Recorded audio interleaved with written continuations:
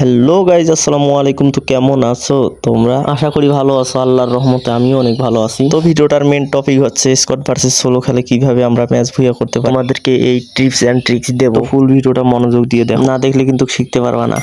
তো দেখতেই পারছেন সবাই। এখন আবার খেলার জন্য একটা অনেক ভালোই লবি দিয়েছি।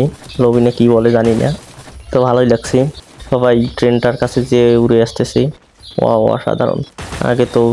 আগে কিছুদিন আগেই তো আমাদেরকে বিমানে আটকাই রাখছিল, তো এখন অনেক দৌড়াদৌড়ি করে বেড়াচ্ছি, তো ভালোই লাগছে। তো দেখেন সবাই। তো বেশি আর ভিডিওটা না বাড়ানোর জন্য ভিডিওটা একটু স্পিড করে দিলাম। তো স্পিড করার পরেও দেখতেছি ভিডিওটা অনেক লং হয়ে গেছে। তো যাই হোক, দেখতেই থাকেন ভিডিওটা শেষ পর্যন্ত। আবার গেরিনা কাকায় আবার ভালোই জিনিস দিয়েছে, যে বিমান বাদ দিয়ে ট্রেন দিয়েছে। হাওয়ার ওপর চলবে গাড়ি, লাগবে না চাক্কা, তেল পেট্রোল ছাড়াই চলবে গেরিনা কাকা। তো গাইস, কি সুন্দর আমি গানও মিলাইতে পারি। গেরিনা কাকার নিয়ে কি সুন্দর একটা গান বানাই দিলাম। এই গানটা গেরিনা কাকা শুনলে তো আমাকে নোবেল পুরস্কার দিবে। তো নোবেল পুরস্কার দেখবে না দেখ, আপনাদেরকে টিপস অ্যান্ড ট্রিক্সটা দেখানোর জন্য আমি পিকে ল্যান্ড করতেছি। তো দেখতেই থাকুন।